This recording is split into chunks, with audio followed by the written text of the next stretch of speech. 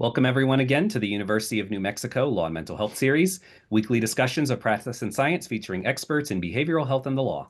This series is run by the Division of Forensic Behavioral Sciences of the University of New Mexico's Department of Psychiatry and Behavioral Sciences in support with the New Mexico Behavioral Health Services Division. I'm Anthony Perillo, the Forensic Psychology Training Director here at the University of New Mexico. For our talk today, if you have any questions, make sure you enter them in the Q&A box. You can enter those anytime that you feel comfortable. Do know that we hold questions until the end, and oftentimes it's not possible for us to get through all of them. If you are pursuing continuing medical education credits, there will be a sign-in sheet posted in the chat box right now as I finish this sentence.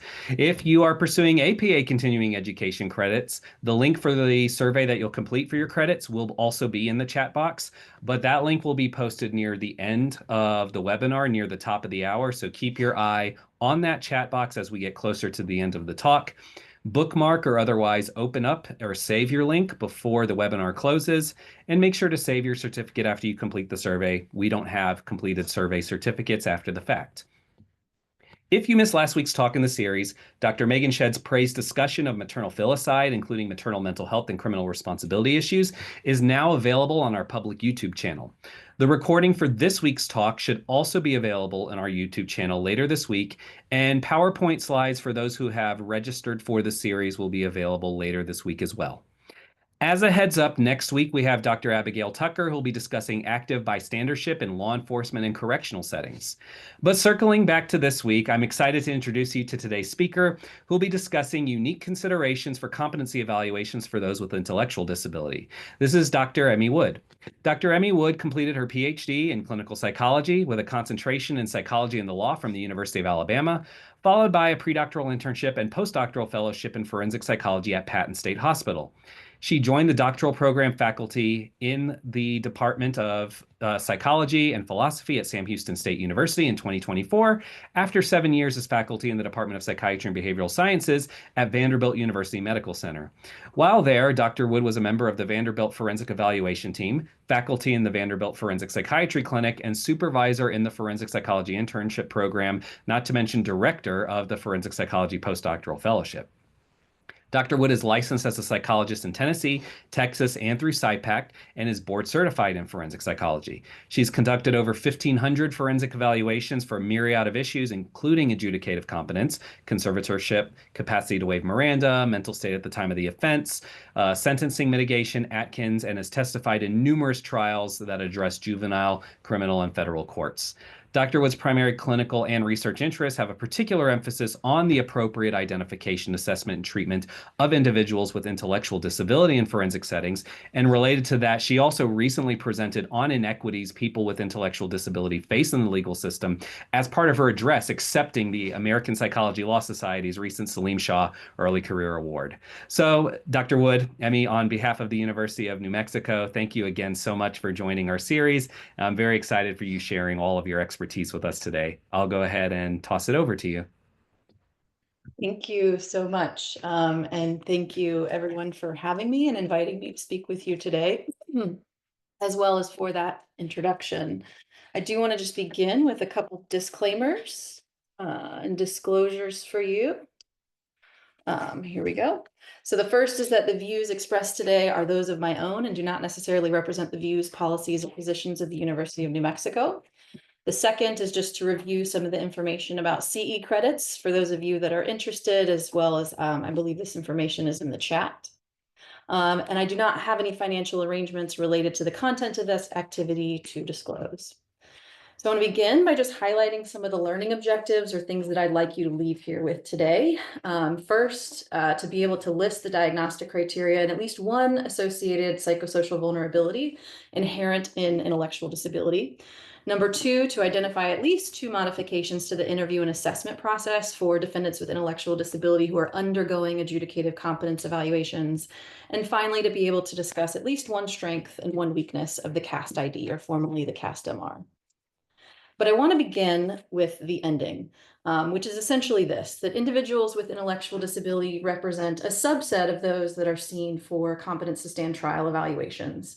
However, they are categorically distinct from their counterparts, therefore requiring modified approaches to the evaluation and restoration process. So today, I'm going to focus on number one, these differences and how they manifest, as well as some specific recommendations for tailoring the process and evaluation that's more responsive to their unique needs and distinct outcomes. So starting off, I'm going to review the definition and diagnostic criteria for intellectual disability, along with several associated features, in addition to sort of highlighting the historical context of intellectual disability and its treatment in the United States. Next, I'm going to describe some of the ways in which individuals with ID are uniquely vulnerable in the criminal legal system, and then tie these to the competency to stand trial evaluation and restoration process, highlighting in particular some of these unique challenges, as well as recommendations for modifications that we as forensic examiners, as well as those involved in the process, should keep in mind in evaluating this population.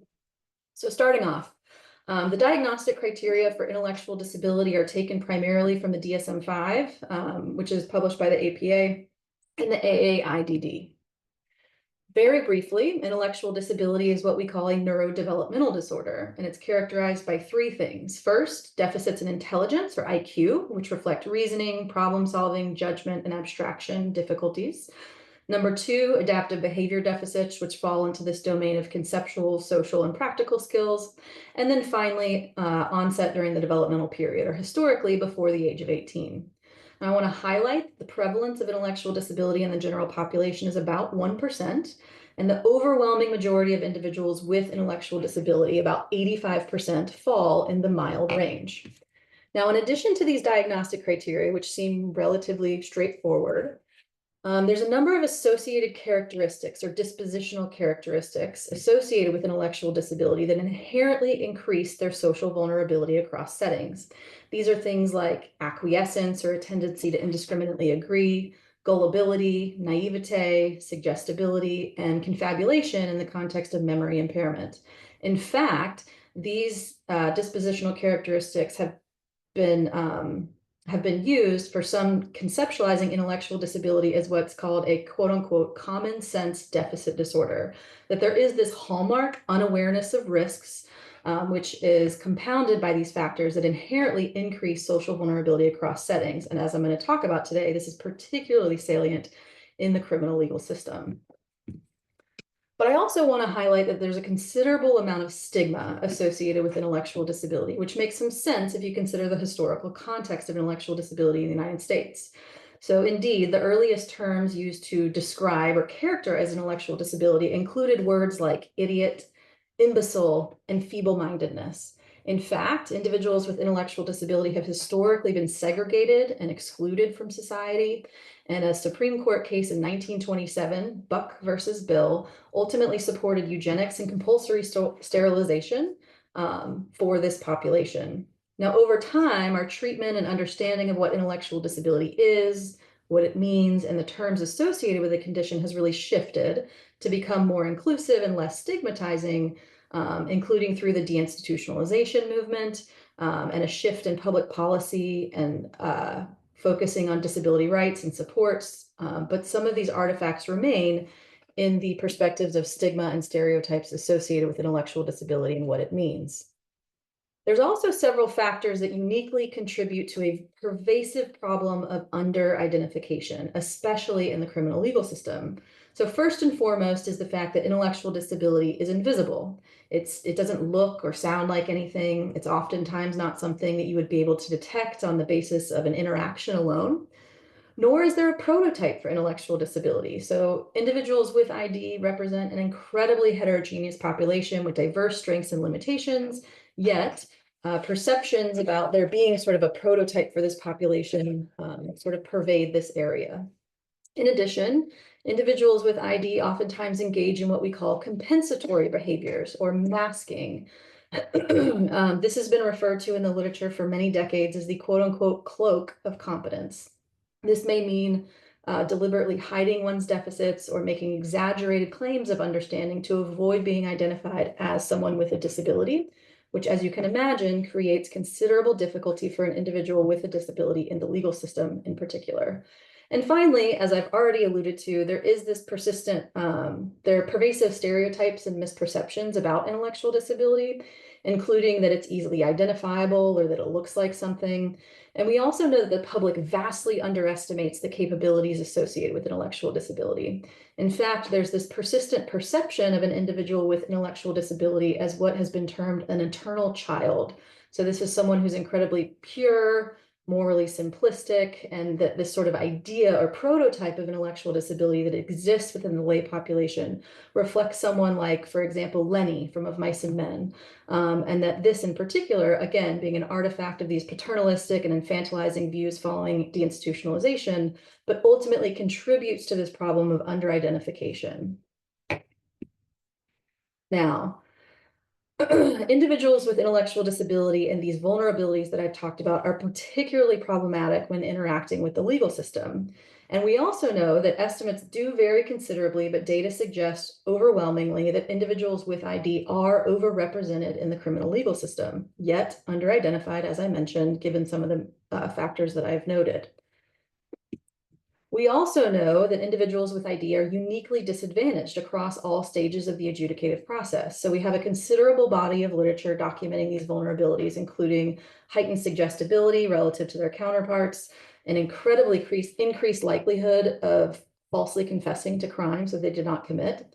In fact, there's a staggering statistic that about 1/4 of cases that have been exonerated on the basis of false confessions alone have some indicia of intellectual disability in their record, again, highlighting the unique disadvantages faced by this population in the legal system. Now, individuals with intellectual disability often sometimes also present with deficits, including in their appreciation of the adversarial nature of the system, deficits in their ability to testify, which relate directly to competency. However, I want to highlight again what drive this point home, and that is that individuals with intellectual disability are uniquely disadvantaged in the legal system. In fact, in 2002, the Supreme Court categorically excluded individuals with intellectual disability from capital punishment. Now, in their decision, they cited a number of diminished capacities that ultimately rendered this subset of defendants less morally culpable than their counterparts. These deficits included, for example, diminished capacities to understand and process information, to communicate, to abstract from mistakes, learn from experience, engage in logical reasoning, control impulses, and to understand others' reactions. Now, obviously, in the context of Atkins, this was discussed exclusively specific to capital punishment, but it's clear that these same deficits are relevant to the psycholegal capacities underlying the competency standard, which I'll talk about in a minute. I also want to highlight that in Atkins, the court noted that these impairments, these same vulnerabilities, heightened and created an unacceptable risk of wrongful execution for this population. In other words, the court acknowledged the distinct challenges faced by individuals with intellectual disability when interacting with the legal system stemming from these differences. So now I want to relate these difficulties and vulnerabilities specifically to the competency to stand trial system. So first, I'm going to review the standard for competency, which was outlined in Dusky versus United States, review the broader population and what we know about individuals who are referred for competency evaluations, and then drill down on those with intellectual disability. So in 1960, the Supreme Court outlined and established the standard for adjudicative competence or competence to stand trial. And that definition is that a defendant must possess sufficient present ability to consult with his or her lawyer with a reasonable degree of rational understanding, as well as a rational and factual understanding of the proceedings against them. Importantly, the standard refers to sufficient present ability, meaning it's a present state issue, and it also reflects a capacity, so referring to an individual's capacity to consult with their lawyer and a capacity to possess a rational and factual understanding.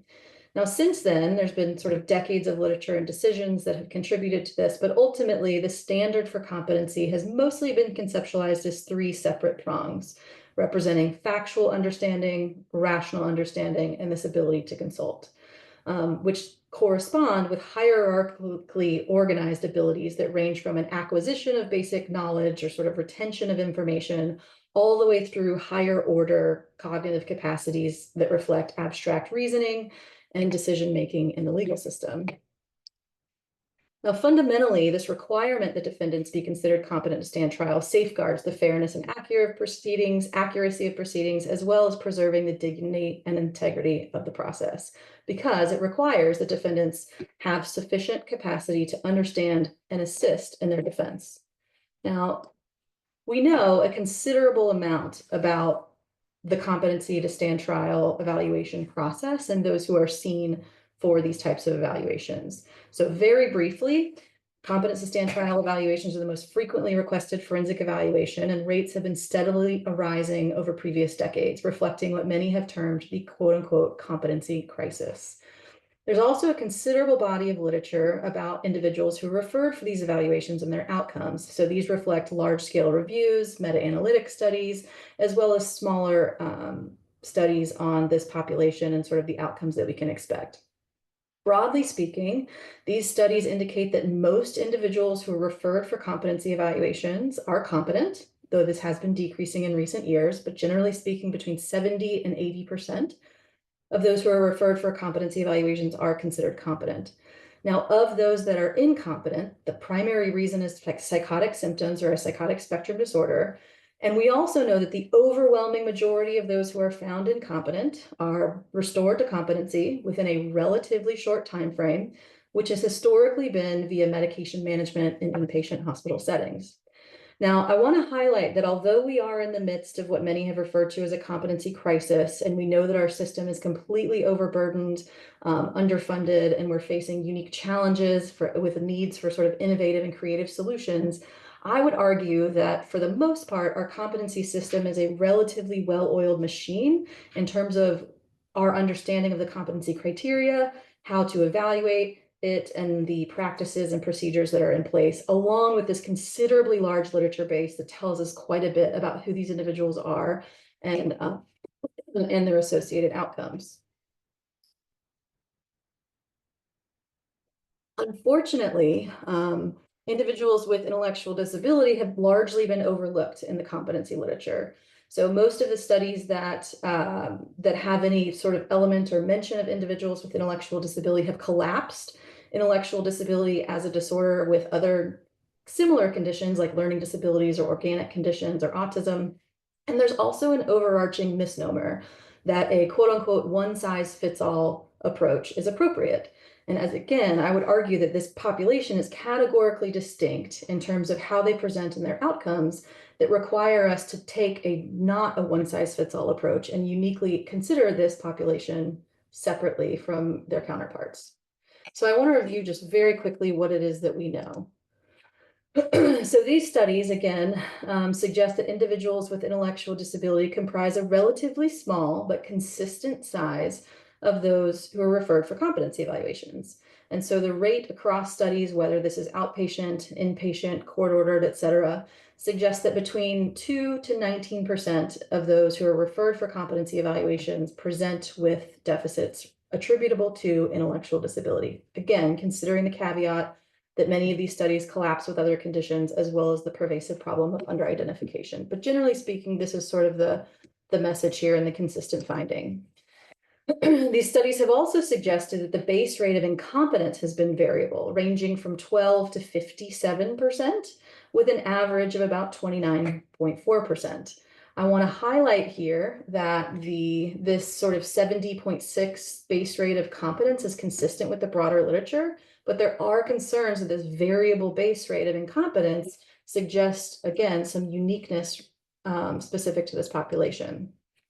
In contrast, prior studies have found considerably higher rates of unrestorable opinions, meaning opining that this particular individual is unlikely to attain competence within the foreseeable future, necessitating some type of alternative dispositions.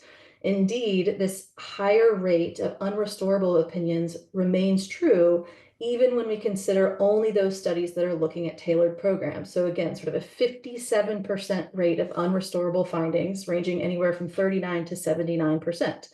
Now, this inherently raises questions about how these individuals are treated within the system, what outcomes they sort of face, and it makes some conceptual sense if you consider the underlying source of their deficits, which I'll talk about in a minute. Now, because of the limitations of this literature, my colleagues and I recently conducted a sort of detailed review of a sample of individuals with intellectual disability. So these are 117 individuals with a diagnosis of intellectual disability who were seen for a court-ordered competency evaluation in a jurisdiction over the course of about a 7-year period. And I want to highlight here that the rate of competence within this population was staggeringly low. You can see here that the base rate of competence is 18.8%. And nearly 1/4 of the sample, 23.9%, were opined unrestorable to competence at the time of this initial evaluation. Now, this flies in the face of what we previously thought in terms of the relatively comparable base rate of incompetence and maybe an elevated rate of unrestorable findings, but for the most part, sort of some consistency. This study in particular that was exclusively focused on this population suggested, in fact, just the opposite, and raises and inherently supports the need to examine this subset of defendants as a distinct group. Now, in addition to distinct outcomes, sort of this question about significantly higher rates of incompetence, significantly higher likelihood of unrestorable findings, we also know that defendants with ID present with categorically distinct types of deficits. So what it is, their psycholegal deficits that map onto the competency criteria are simply distinct from their counterparts. So as you can see here, individuals with ID, just by virtue of the underlying deficit or mental disease or defect that's underlying their competency-related abilities, inherently reflect a greater emphasis on cognitive ability and retention and learning of information, which are inherently less salient than, for example, someone who is maybe presenting with competence-related deficits due to a psychotic spectrum disorder or sort of acute delusions or irrational beliefs. And these deficits, in addition to being less salient, are likely to be masked by things like compensatory behaviors or acquiescence. So these may include things like not comprehending the nature of the system, its adversarial nature, or acquiescing to the advice of counsel without truly appreciating the decisions that are in front of them, maybe an inability to disclose relevant information to counsel, not being able to distinguish more versus less relevant factors to include or consider, rigid and concrete interpretations of evidence, et cetera, et cetera. In addition, previous studies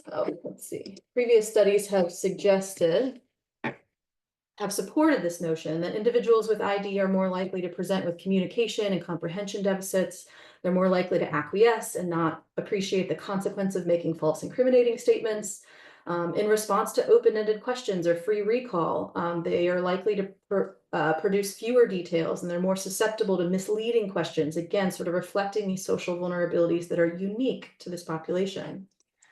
In addition to these distinct underlying deficits, I also want to highlight the qualitative difference in the deficits that are identified by lawyers in making referrals. So these are just some examples of referrals that I've received over the years from defense attorneys. And they say things like, we keep having the same conversation over and over, or things like, they're really cooperative. I just don't think they get it. Many individuals with intellectual disability that are referred for competency evaluations are described as quote unquote slow or confused. Again, sort of capturing not only the subtlety of these deficits, but the difficulty with detecting and evaluating them. And these referrals oftentimes reflect this sort of uncertainty by defense attorneys in terms of something seems to be going on, but I can't quite put my finger on it. Again, capturing the subtlety and nuance of their psycholegal deficits relative to the more quote unquote traditional adjudicative competence examinee. I also want to highlight that previous studies have suggested that individuals with intellectual disability have a greater prevalence of gaps in their foundational knowledge, which reflects a limited exposure or experience with the system. So they may come to the evaluation or come to the process not knowing how the process works, but it's important to keep in mind that inability does not necessarily equate to incapacity. So simply lacking knowledge of how the system works does not represent a competency issue. However, it does increase the burden on the examiner, sort of shifting roles from evaluator to then educator to ensure that this individual does have the capacity to understand this information. Again, so this highlights the complexity. If there is this knowledge gap, appreciating that it doesn't necessarily reflect a competency issue, and instead the shift needs to be to a position of providing education and then assessing one's capacity to understand and retain this information. In addition, several have raised issues specific to the restoration process. In particular, the first being that restoration in this population is really better conceptualized as attainment, reflecting the fact that training or competency training is not meant to restore something that previously existed so much as it is to assist someone in becoming competent. So competency training is somewhat of a scaffolding approach as opposed to treating something that is interfering with one's competence-related abilities. In addition, our typical methods of restoration are unlikely to be effective. I mentioned earlier, the majority of individuals are restored to competency historically on an inpatient basis via medication management, which is oftentimes presented with adjunctive kind of group psychoeducation. However, training with this population really needs to be tailored to the unique needs of this population that's responsive to their deficits and appropriate to their capacity level. I would also note that research has consistently indicated that training can increase skills. It can help individuals develop reading comprehension or improve their performance, but conceptual questions remain about the restoration potential. So if someone is presenting with competency-related deficits that are arising from intellectual deficits that reflect potentially a capacity issue, whether or not we can expect training to be effective. One model that has been sort of developed in addressing or sort of providing competency training to this population is the Slater method. Now, the Slater method was designed explicitly for individuals with intellectual disability, and it represents in many ways a theoretically modeled program. So it includes extensive and detailed modifications to competency training, both in terms of the content that's provided, but also the format and the procedure. So it includes things like repetition of information, simplification. It builds upon skills via elaboration. It's done in two separate phases. First, beginning to address that knowledge gap, doing a knowledge-based training. And then phase two builds upon those skills, assuming that they have been retained to that point, to assess those higher order capacities required of competency. However, even within this uniquely tailored program, competence attainment rates are still quite low. So the two studies that have looked at the Slater method in terms of rates of restoration have found competence after training to be about 33% and 61%. So while this is seemingly more effective than treatment as usual, which in one of those studies was compared to 16.7%, competency is still seemingly limited when we're talking about capacity to benefit from instruction.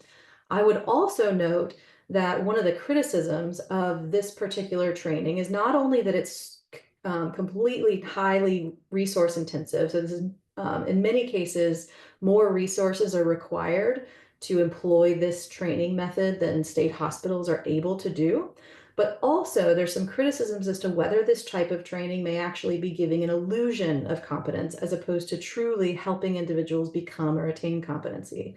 In other words, the criticism kind of goes like this, that training in this population may leave others with a mistaken impression of competence, but fail to address the underlying source of those deficits. I want to highlight a case where this exact issue was taken up by the court. And this is a case US versus Duhan in 2000. This was a federal case. This is a defendant who was sent to the federal BOP for competency restoration and returned 8 weeks later as competent. He came back, and following a hearing, the court concluded the defendant was still incompetent and questioned the training that was provided in this case. There was an extensive review of how the competency opinion was formed and what training was provided. Now, in the ultimate decision in this particular case, the court described some of these issues and highlighted the following, that a basic ability to understand strategy and knowledge that one's attorney is fully on their side are not legally sufficient. Going on to note that even though treatment or training in this case could affect or improve rote memorization, that understanding is hollow without more, and it's insufficient to be considered competent. And so again, making this distinction between rote memorization or hollow understanding, or sort of this ability to affect or impress competence on the basis of memorizing material, as opposed to truly attaining competence reflecting these higher order capacities that are required per Dusky. And this criticism makes some conceptual sense. If you consider the broader literature on competency restoration, so this literature by and large suggests that intellectual disability and IQ have been associated with unrestorable opinions across studies. However, further work is really needed to clarify and understand this relationship further. For now, though, we do know that there is a considerably heightened potential for unrestorable outcomes within this population, which is consistent with the underlying source of deficits, again, intellectual impairment. So to summarize, defendants with ID present with competence-related deficits that arise from a unique source, distinct from their counterparts, largely from intellectual deficits and dispositional factors that are characteristic of intellectual disability. This is sometimes further complicated by foundational knowledge gaps, requiring examiners to shift to educator roles during evaluation to determine whether this is an incapacity versus an inability. Together, though, these deficits, sort of how they manifest and what they look like, so to speak, require greater scrutiny on the part of the examiner, the referral source, and the courts to detect, but also a heightened burden to accurately assess the nature and extent of those deficits, which all ultimately give rise to questions about restorability. That when we think about the source that's underlying these deficits that are inherently less salient and more nuanced, that we need to take a different approach in conducting our evaluations to ensure that we are adequately assessing these abilities that might be interfering or impairing someone's competence to proceed. So now I want to highlight the several unique challenges that are faced when conducting evaluations of defendants with ID in the context of competency concerns. Now I want to highlight some of these and then provide a couple solutions or suggestions on how to approach or resolve this from things that I have found particularly useful in doing so. Now, the first issue, which I've sort of already alluded to quite a bit, is this idea of affecting competence. And so this is a tendency to potentially deny limitations or exaggerate one's history to appear more culpable.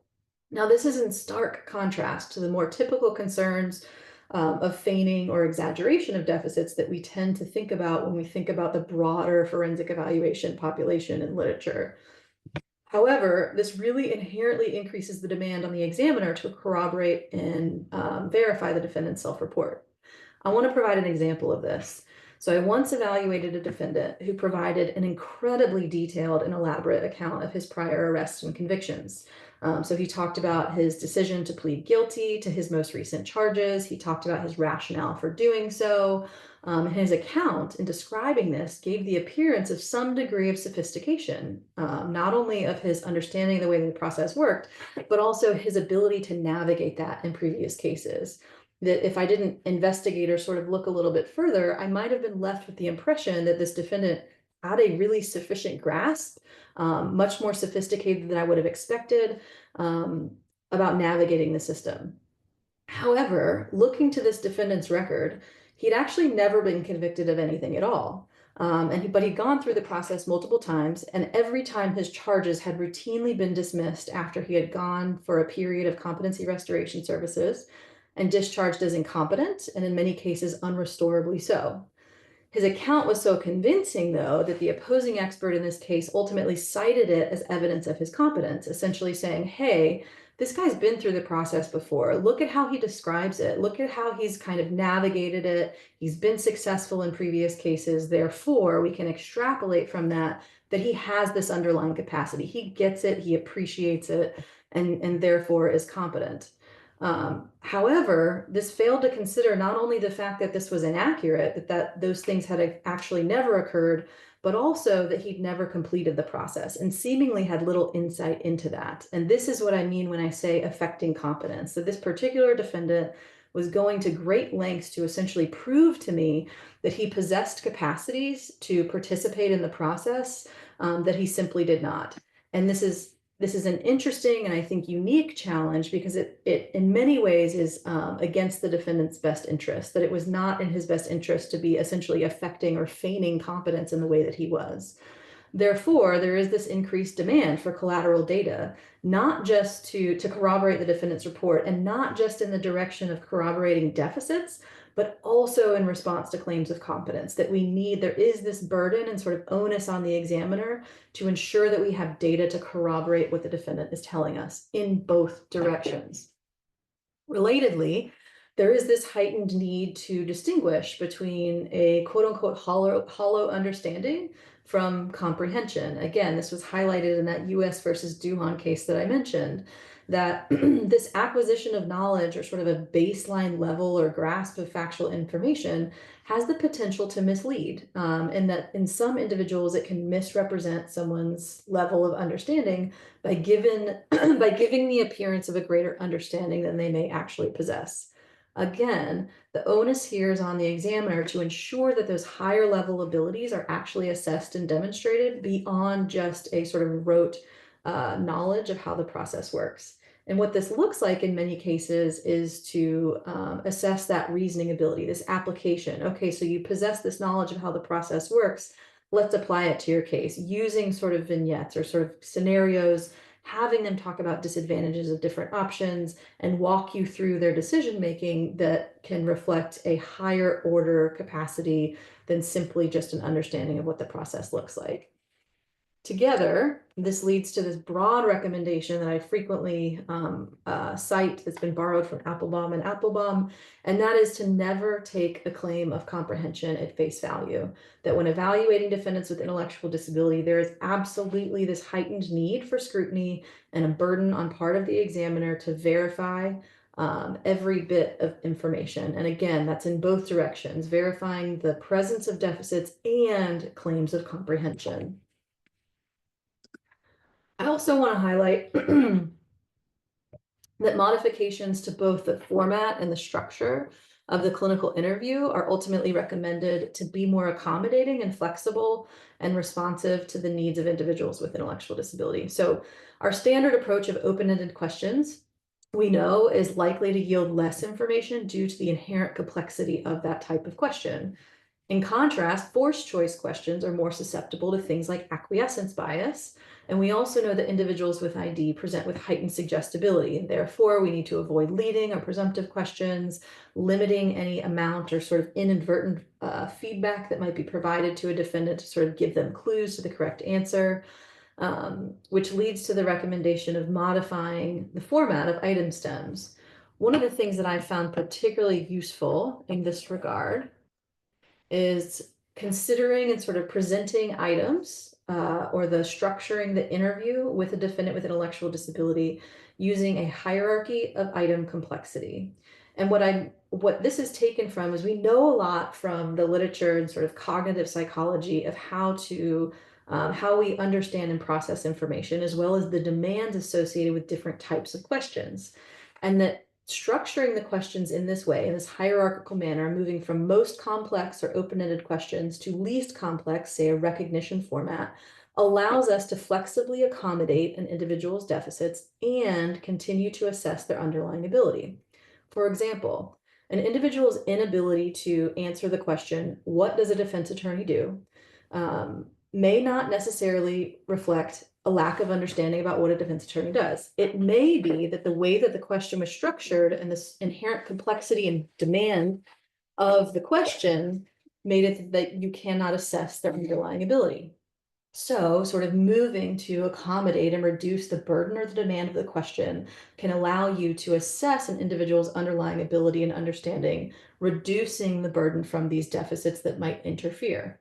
So I think that I also use this type of structure, this sort of hierarchy, not just to allow an understanding and assessment of abilities that's responsive to what their underlying ability is, but also as a data collection tool, because it also helps me understand what accommodations might be helpful for this person. For example, if I move to open-ended to multiple choice, for example, does that allow greater success in providing information. Again, sort of thinking from the perspective of what information might be helpful to help the fact finder understand not only the nature of these competence-related deficits, but questions about attainment and restoration potential. Now, in addition to modifications to the interview itself, I want to highlight some of the limitations of our standard competence assessment instrument options.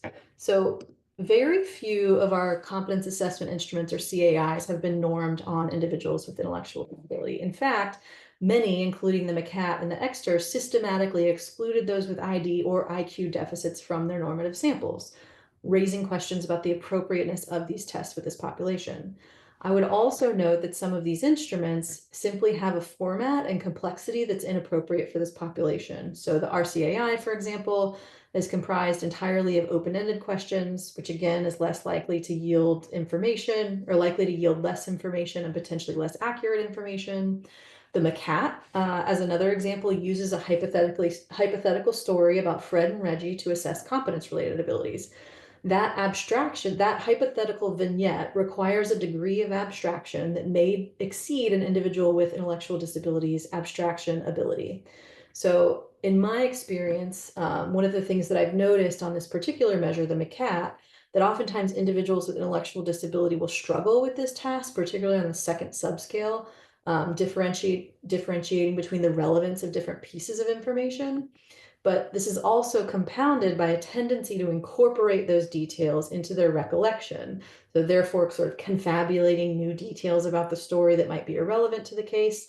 And while I found this helpful in sort of illustrating concepts like suggestibility or confabulation to the fact finder, it does ultimately limit the utility of this instrument in this population. Now, in contrast, the CAST ID, or previously the CAST MR, is the only instrument that has been designed specifically for this population.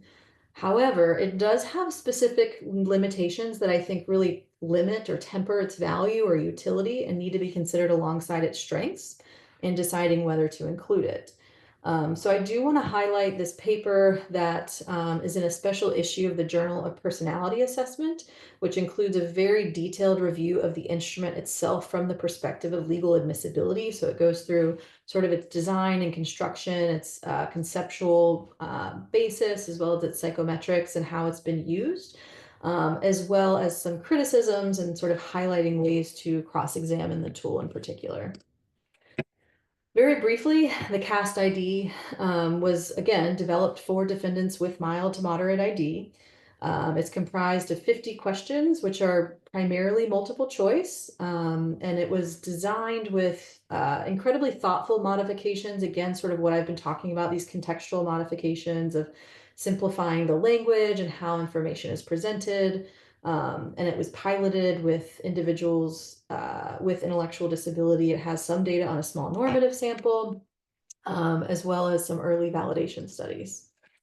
Now, again, some of the strengths are that it was developed for this population and it has a generally sound theoretical and conceptual basis. So it makes sense in terms of what it's trying to assess, and I think conceptually really is supported. However, it has been criticized for a couple of reasons that I want to highlight here. The first is that the representativeness and size of the normative sample has been questioned. So many individuals without forensic involvement were included, which raises some questions about how those scores were calculated. It's also been criticized for its relatively narrow focus on factual understanding to the exclusion of other competence-related abilities. And I think probably more concerning is that the modifications that have been made to the format of sort of the way that it's assessed using just multiple choice questions, as well as the content, have raised some questions about whether it inadvertently lowered the bar required for competency, and that there's this broader criticism the test itself is incongruent with real world demands. In other words, some have suggested that it has oversimplified what is required of defendants to be considered competent, and so much so that it no longer approximates this competency to stand trial sort of criteria, and instead holds defendants with ID to a lesser oversimplified standard. In addition, there's some questions about the meaning and interpretation of scores on the CAST ID, In particular, there's some overlap between the scores obtained by those who are competent versus incompetent, raising some questions about how do we interpret a score that's ultimately calculated on the basis of the measure. In addition, there's some evidence to suggest that performance on the CAST ID is reflective of intellectual disability as opposed to competency, as individuals with ID score lower than their counterparts, even when they are competent. Again, raising questions as to what the CAST ID is measuring. Now, I want to say all this to say that if you are to use this instrument or consider using it, you should be mindful of both of these strengths and these limitations in determining whether it's something that is useful. Because again, this is the only instrument that's been designed and normed for this population. It is conceptually sound and has some valid psychometric properties. But again, all of those things need to be considered alongside these weaknesses. Now, broadly speaking, the challenges and modifications that I've talked about so far really represent what I would call contextual modifications, which are ultimately designed to reduce the incongruence between an individual's capacity or ability level from what is required of them to participate in the process. Now, this idea of contextual modifications is not new, it's not novel, and in many ways it's analogous to the concept of reasonable accommodations set forth by the Americans with Disabilities Act, or ADA. In fact, many of these ideas that I'm talking about today and these recommendations were initially laid out by myself and several colleagues from Patton State Hospital in this article in 2019. And again, in this article, we argued that a modified approach to both the evaluation, treatment, and trial process was required due to the distinct needs of this population. Again, that's exactly what I've been talking about today. Now, I also want to highlight that in addition to modifications to the evaluation process itself from the examiner's perspective, there is a potential utility and application of contextual modifications to the process itself, participation in the courtroom. And there are some court decisions that have ultimately sort of talked about this from the perspective of reasonable accommodations being distinct, but overlapping with competency to stand trial determinations. In particular, that these two cases that I've highlighted here from 2003 and 2017, defendants were provided with accommodations, which were ultimately supported as exercises of judicial discretion. Again, that certain accommodations or modifications to the process can facilitate effective participation in a defendant who may otherwise not be able to participate in the process. Ultimately, however, and I think what's sort of borne out is that the promise of ADA has remained largely unfulfilled in the criminal legal system, that this is a potential application that we simply haven't seen come to fruition. And this was actually the focus of a recent article by Michael Perlin and Deborah Dorfman that I think was published online literally a couple weeks ago. I think this is an area that is ripe for future research, both on the provision of accommodation. So how often are these things recommended? How often might they be effective in facilitating the participation of someone with intellectual disability? But also, are they effective? Are we, in essence, substituting the judgment of someone with intellectual disability if we provide these accommodations? Or are these accommodations allowing for participation where they otherwise might be excluded? So some areas I think that are ripe for investigation are things like the applicability of supported decision-making, for example, or communication supports, and whether these are applications that would be useful in addressing what appear to be competence-related deficits or sort of issues that are impairing or interfering with an individual with intellectual disability participating in the process. Now, lastly, I just want to highlight a few specific considerations for communicating this information to the courts, as well as considerations and recommendations specific to forensic examiners, defense counsel, and sort of policy considerations. So first, when communicating to the court, it is absolutely imperative not to overestimate the court's knowledge. I want to just sort of remind you again of the pervasiveness of stereotypes and misperceptions about this population, which absolutely pervade the courtroom. And so in that particular way, it is important when you're describing an individual with intellectual disability and what intellectual disability is to provide detailed examples and make clear this nexus between the psycholegal abilities, sort of the competence-related abilities required by DUSCI, and the underlying impairments that arise from intellectual disability. So that nexus is absolutely imperative to establish. Ideally through really detailed examples, as I mentioned, sort of talking about the defendant who potentially kind of confabulated information over the course of an evaluation, or the modifications that were made to information gathering that represented modifications that were effective or not in adequately assessing this population.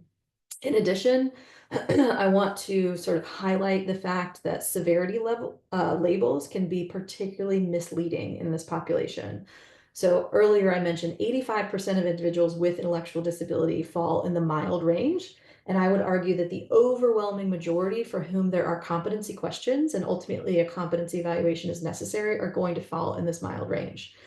However, this terminology, this specifier of mild, is frequently misinterpreted in the courtroom as a mild deficit relative to the population, as opposed to mild in relation to more severe forms of ID. And so if a severity specifier is included, it's important to clearly state what that means, because there is a high potential for misinterpretation of what that is.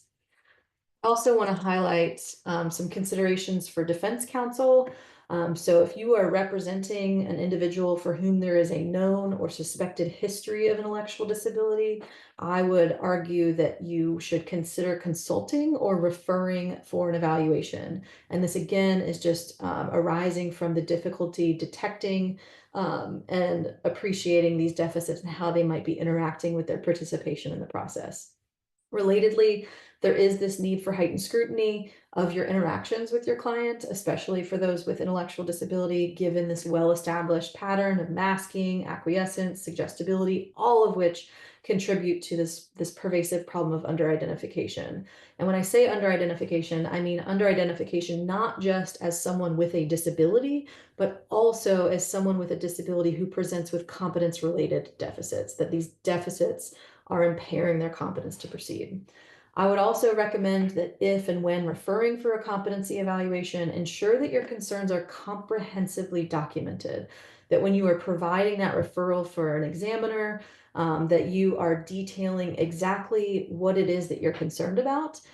If you had made prior attempts to explain or to educate your client, describe what it is that you've tried to explain and how, and the associated effectiveness or lack thereof. This ultimately provides, I think, in many cases, sort of a starting point for the evaluator to begin that inquiry. In addition, from the perspective of evaluators, forensic examiners, I want to highlight that prior experience and training with intellectual disability in many ways is important, given the unique challenges that I've highlighted today. In addition, there is this need for flexible procedures and contextual modifications that are necessary and responsive to this individual's deficits. I want to highlight there's several great resources for those of you who might be doing this work in terms of how to modify your approach and practice. These include the now dated work of Applebaum and Applebaum. There's several resources that are freely accessible and online from the ARC's National Center for Criminal Justice and Disability. And I would also highlight that the Slater method, which again is a freely available resource, provides an excellent resource for both content and procedural modifications to structure both the inquiry and competency training if needed. And then again, I just want to highlight all of this from the perspective that we need to ensure that our methods are appropriate for those whom we are evaluating.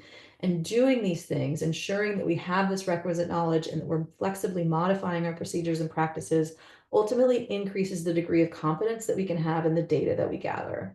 And then finally, the concerns about quote unquote affecting competence or hollow understanding and the need to distinguish this from true comprehension inherently require greater verification and monitoring. And this is sort of assessment over time, but also a greater burden on the examiner to seek collateral information of these deficits or claimed competencies when evaluating a defendant with ID.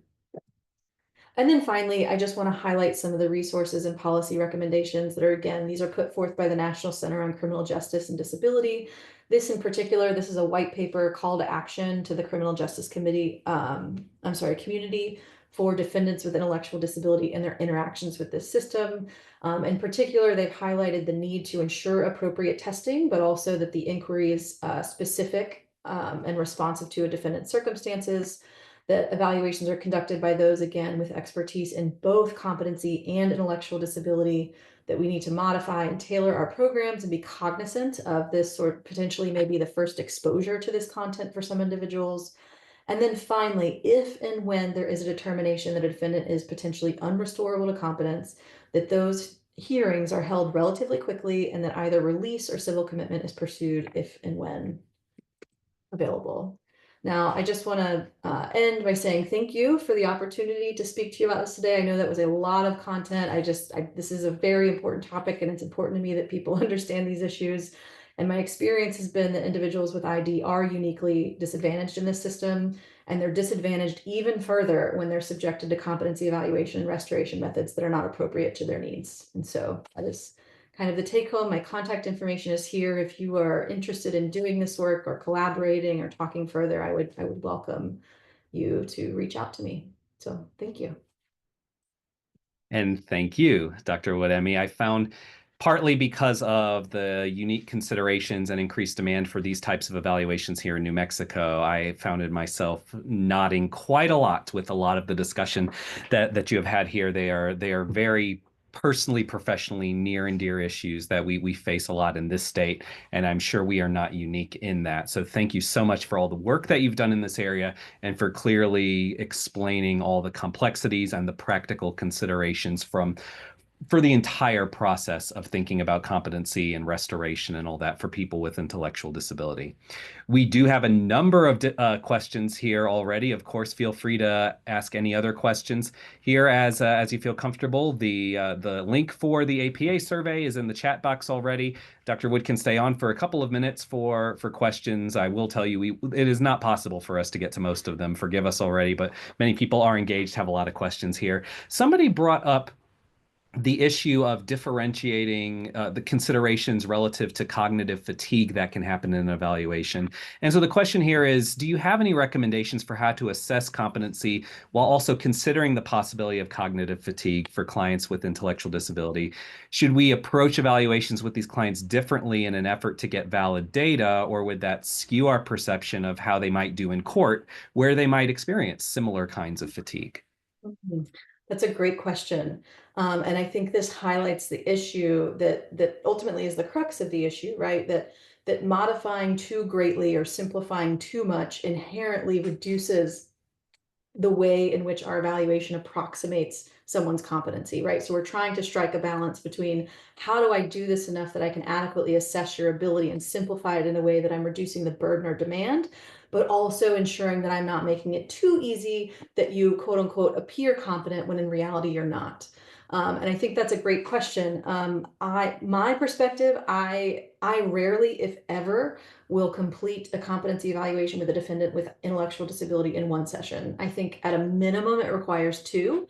And I think that requires that sort of, I've talked about this assessment of retention over time. I also think that discussing and sort of balancing that need, that cognitive fatigue that they are wearing much more quickly than their counterparts, is something that I would consider. And in some cases, I will sort of terminate that interview and say, let's come back tomorrow and reassess. And that, again, that's a data gathering tool, right? So that's not only sort of responsive to their deficits and allows me to assess their underlying capacity, but it also gives me data as to whether is this an accommodation that might be useful to implement in the process to facilitate their participation, if that makes sense. But again, I think it's a subjective criterion, a subjective analysis in terms of where is the line between simplifying and making modifications and still approximating competency. Thank you for that. Somebody particularly was interested in this idea of reasonable accommodations and asked, how would you recommend evaluators communicate these reasonable accommodations to the court in a way that does not impede on the judicial process? They provide the example of potentially seeing a judge being reluctant to follow a recommendation, such as restrict the style of manner of questioning by either side. How do we communicate this effectively to courts? That is a great question. And I think, again, I just want to highlight and shout out this the recent article by Perlin and Dorfman that sort of talks about this unfulfilled promise. I do think that there are ways in which we can make reasonable accommodations and could make these suggestions for that. And I use plain language to do so. I say this is an individual that, if given the correct context, if given the right scenario, given the right accommodations or scaffolding, can successfully participate. However, it is within the purview of the court to decide whether or not this essentially impedes the process. Because again, thinking from the perspective of reasonable accommodations, it must be accommodations that don't fundamentally alter participation in the activity, right? That we can't fundamentally alter the activity to facilitate participation, but we can provide accommodations that may allow an individual to participate in which they otherwise may not have been able to do so. I would also, in communicating that information to courts, invest and enlist the assistance of lawyers.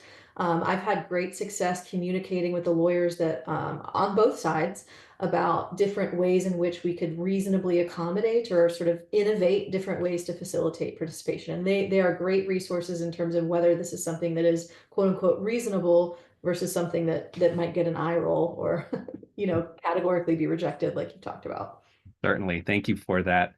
Somebody asked about how you address potential concerns around testifying for people in this population, particularly potential to acquiesce or inadvertently self-incriminate judgment issues on the stand.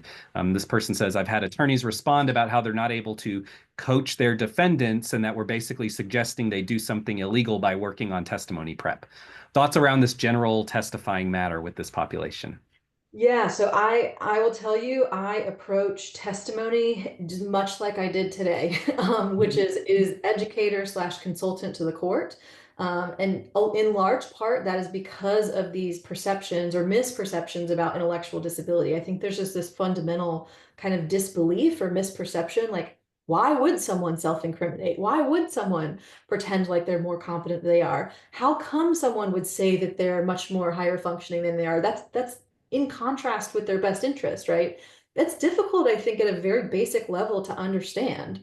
And so for that reason, I approach testimony from that perspective of education. These are the deficits that we know are associated with intellectual disability. They pervade participation, not just in the legal system, but in every context. And here's how they persist and sort of manifest in this particular case. And that's been sort of my approach. I will say that I've been met with variable levels of willingness to accept that testimony, though, because again, I think there is such a pervasiveness of misconceptions and attitudes and stereotypes about this population. Fair enough. Somebody asked if you could comment on the appropriateness of the CAST ID with patients who have comorbid mental illness. Oh, that's interesting. I think I'm not.